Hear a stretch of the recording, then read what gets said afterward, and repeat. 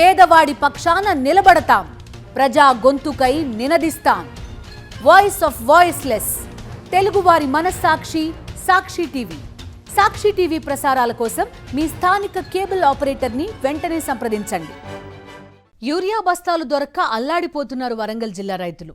ఎంత తిరిగినా యూరియా లభించకపోవడంతో విసిగి వేసారిన ఓ రైతు పత్తి పంట మొత్తం తొలగించాడు. పర్వతగిరి మండలం చింతనెక్కొండ శివార్లోని ఉట్టితండాకు చెందిన భూక్యా బాలు అనే రైతు 10 ఎకరాల్లో పత్తి పంట సాగు చేశాడు. సకాలంలో యూరియా బస్తాలు అందకపోవడంతో ప్రభుత్వంపై ఆగ్రహం వ్యక్తం చేస్తూ పత్తి పంట మొత్తం తొలగించాడు.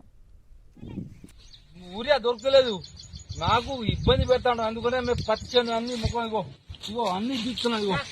ఇగో మొత్తం మక్కలు వేసి అని చేస్తాం. మాకు కాంగ్రెస్ ప్రభుత్వంలో రేవంత్ రెడ్డి చేసిన మోసాలు మాకు ఎక్కడేం జరగలేదు. మేము పత్తి చేను తీస్తున్నాం.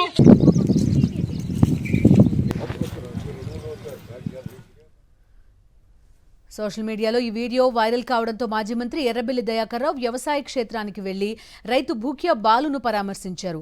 యూరియా అందించడంలో కేంద్ర రాష్ట్ర ప్రభుత్వాలు విఫలమయ్యాయని ఆగ్రహం వ్యక్తం చేశారు. వర్షాల వల్ల పంట నష్టపోయిన వారికి ఎకరానికి 20,000 రూపాయల పరిహారం ఇవ్వాలని డిమాండ్ చేశారు. భూక్యా బాలును సైతం ప్రభుత్వం వెంటనే ఆదుకోవాలన్నారు దయాకర్ రావు.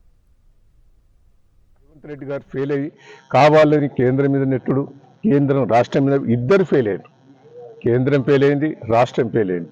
నేను ఒక్కటే రిక్వెస్ట్ చేస్తున్నాను, వర్షాల వల్ల పంట నష్టం వాళ్ళకి ఎకరాన 20,000 ఇవ్వాలి.